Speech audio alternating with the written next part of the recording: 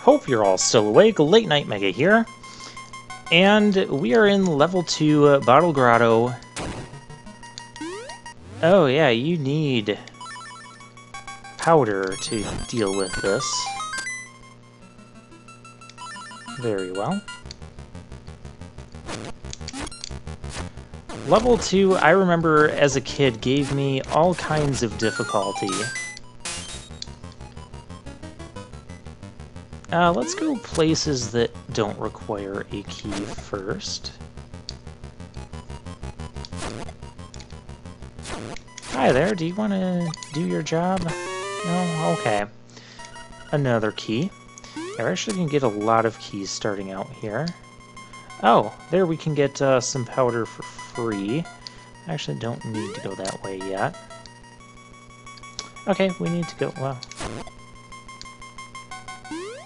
Let's go this way. Oh yeah, when we kill those guys that look a lot like the, they look like enemies from Kirby, or they look like the ghost... Their face reminds me of the ghosts from the Mario games. There's a special way we have to deal with them. We'll deal with them later. Let's go use our keys. Go back out here. Because I think this way gets us...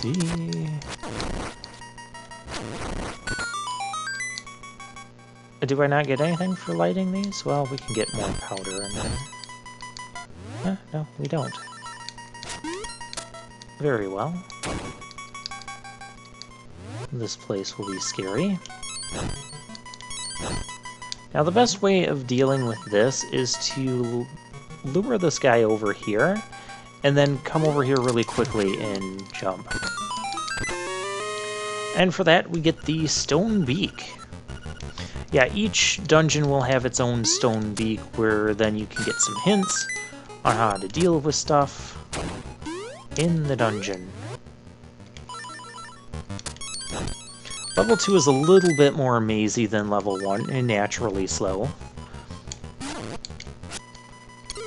These guys came back. Do be mindful of the green one, that will home in on you, whereas that one is just going to act like the basic skeletons from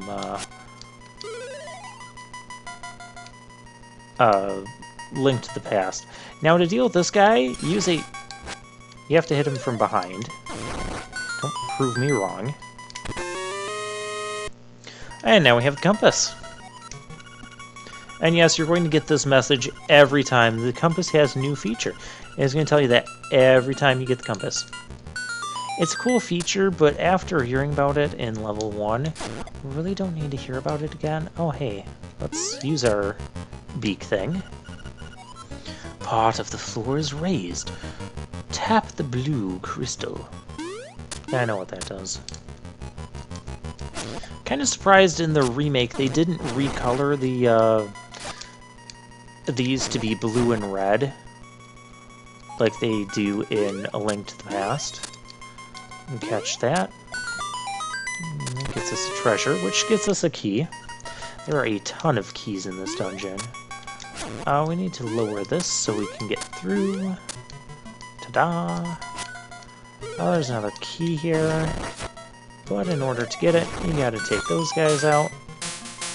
And we gotta go to the other side. Don't worry, those guys are not going to respawn. So just jump carefully. You can comfortably make a one-tile jump. When you start trying to do like diagonal jumps, you can get a little bit more distance. You saw that in the cave when I was getting that piece of heart. So that's a technique you can use. Another technique you can use, well, you can't use it here, but if you're standing on a lowered one and then raise it up, you will actually be up a level compared to everything else. And then you could you hop across the top? I don't know if it'll let you hop across the top. It might just block you off from that anyways for the sake of it. And take these guys out. I like to destroy all the enemies in a room anyway. I don't need more defense. This isn't amateur hour.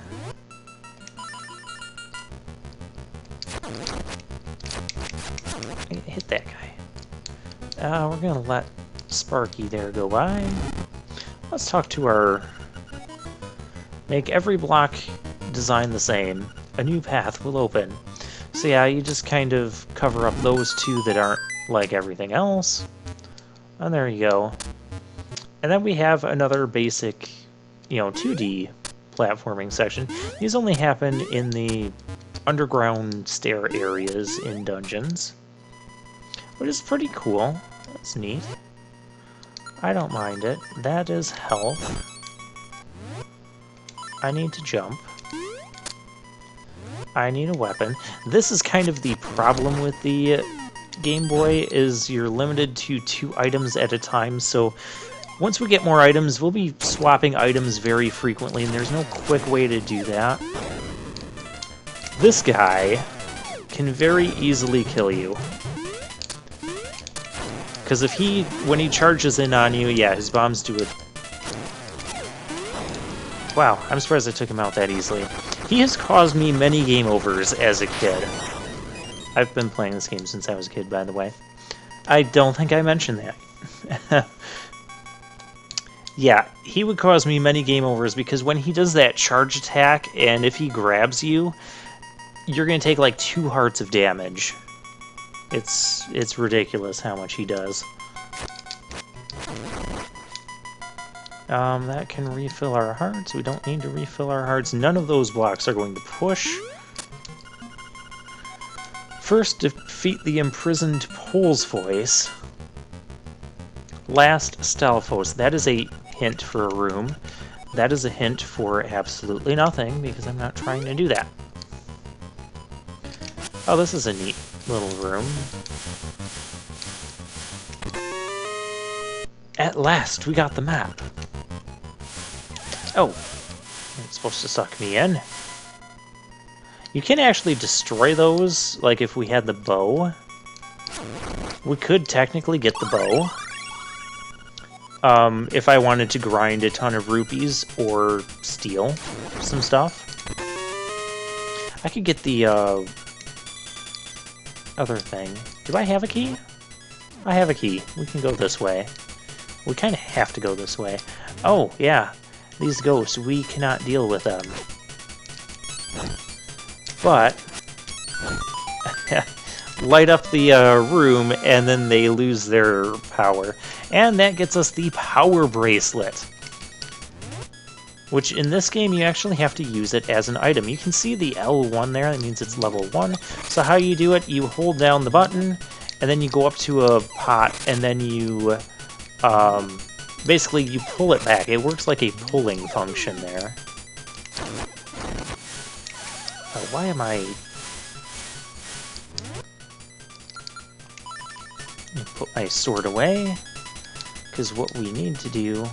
Oh, there's an enemy over there. I'm going to get my sword out. Sword is on the B button. I usually like it on the A button. Don't ask me why, that's just how I roll.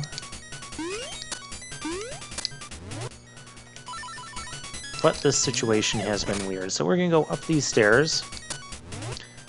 And we have piranha plants to deal with.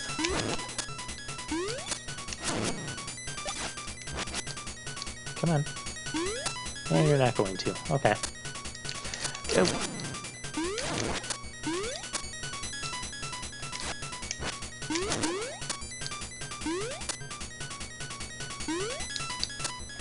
Yeah, so this 2D Zelda has some light platforming elements.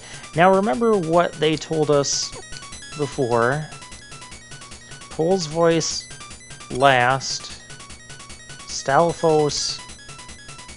Wait, Stalfos last, Pole's Voice first? I think it was Pole's Voice first. In order to kill the Pole's Voice, we ran out of time on that, we need to use the jar. And then bat. Yeah, they make you go after that one first. When you kill those enemies in that order, that's what that hint was. We get the Nightmares key. I'm making this dungeon look easy. Where are we? Oh, we're way over here. We have to go back to the beginning. Oh, get. Do I have keys? I do not have basic keys, so I'm gonna need to go this way. Do I go this way? Which way do I want? That has a key. Actually, what I want to not be hit by that. There we go. So if we come here... Well, before we do this, I want to... Is there anything over here we didn't get? Nothing I particularly need.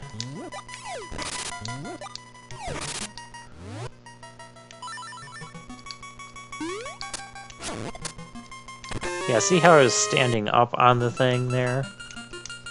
We're going to put this back to the way it was so we can get through here. These guys are occasionally very annoying to contend with. I think all we have left in this dungeon then is, well, there's that beginning room, but we're going to get that later. We'll get that after we beat the boss. So we'll do that. Yeah, if you run out of jars, you will have to actually... Is there... Oh, there's a fairy in that one if you need it. There isn't like a secret seashell in one of these, is there?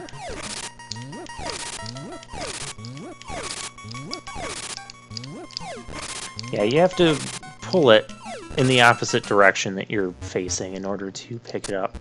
Now this... Why did I want this? I guess I don't. You want it here. Don't ask how these ladder physics are working with that. Yeah, you see, I like the face on that guy. He grunts. If you did not have the jar, you would not be heavy enough to make him go down. So again, neat little puzzles in here. Nothing super complicated.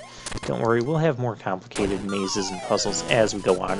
Ho ho ho, I'm your bad guy this time. Ho ho ho. Okay, so how you want to contend with this is you want to start up here.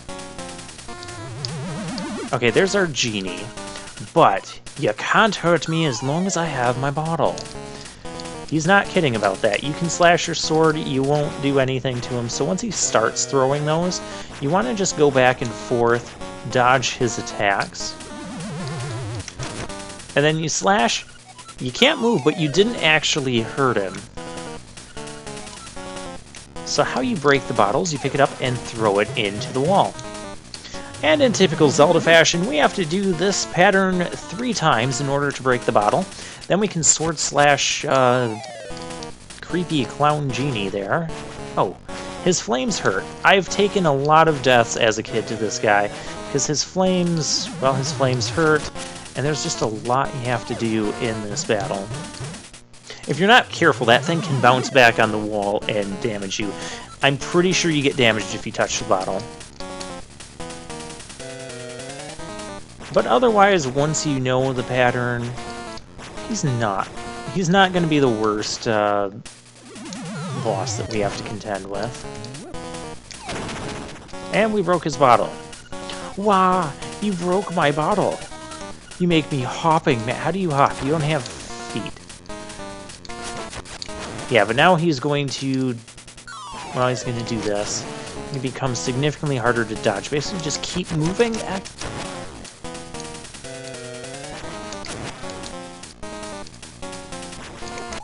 Oh, darn it. We took a death. So much for being competent at this. See, I told you, he can give you trouble. 50 rupees, very nice.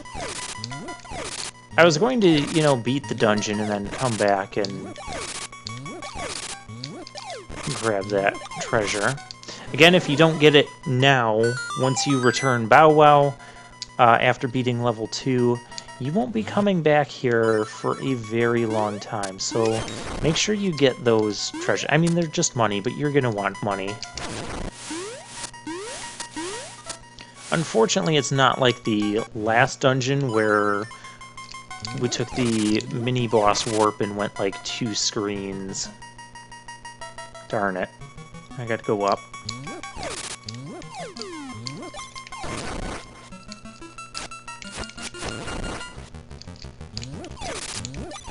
Free powder. Do I need powder? I could use a little powder.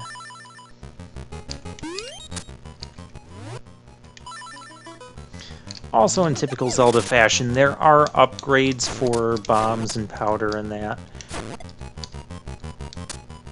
They come fairly late in this game, if I recall. Actually, I think that's what the secret seashells end up doing. Did I just spoil that? I did. Get out of here. Alright, let's go fight our boss again.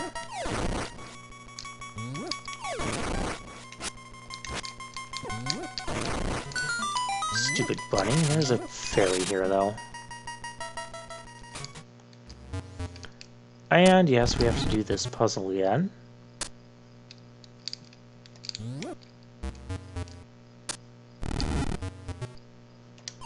See how he stopped moving after I threw the jar? Just wanted to demonstrate that. That way you know I'm not just making up a bunch of stuff. Ho ho ho, I'm your bad guy this time. Oh yeah, what I should have been done is jumping around when he, Yeah,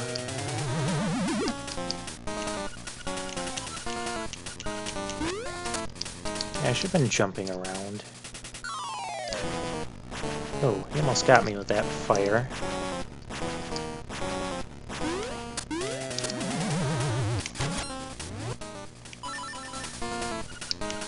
Yes, you can't move.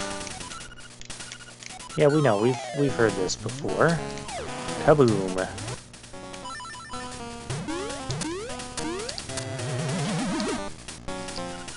The game also doesn't give you a ton of time between hitting the bottle with your sword and picking it up and throwing it. Like, you gotta be pretty quick on that. Ooh. I always find that this is one of the more difficult bosses just because you have... It's kind of an endurance battle because you have so many opportunities to be hit, both in this phase and the second phase. And his attacks will deal one whole heart of damage for you. And at this point in the game, you only have 4 or 5 hearts. So low life total is also making this fight a little bit more difficult. Okay, let's do it this way.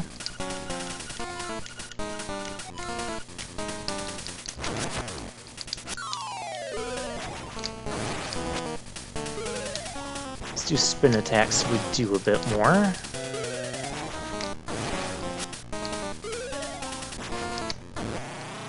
Yeah, you want to do spin attacks as well.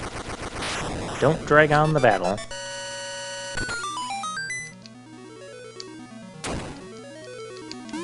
And we get whatever this funky instrument is.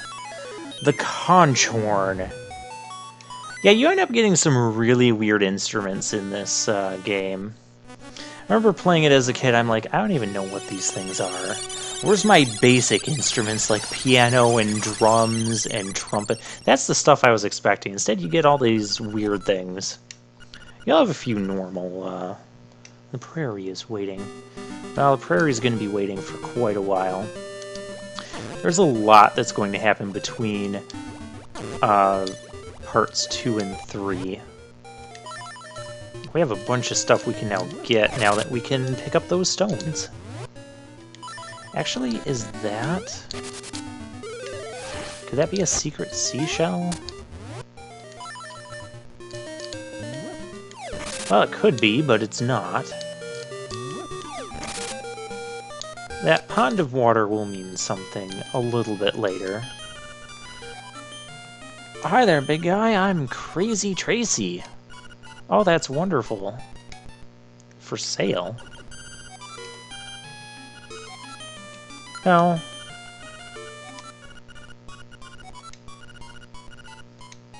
A secret that will make me strong. Okay, we'll go for it. Why not? We have money. We gotta go buy that shovel.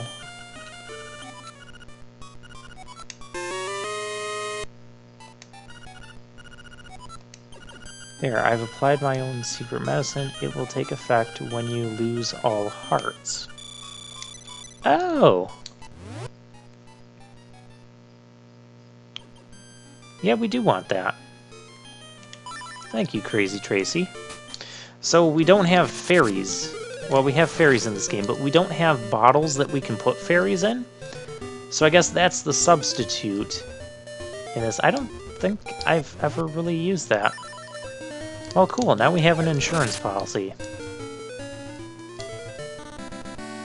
Oh, and Bow Wow can eat those things, too. Bow Wow can eat basically any enemy. As long as he's in the mood for it and he's hungry, and he's always hungry. We're kind of going into overtime here. So, and we're not going to get that. So, I'll see you guys next time.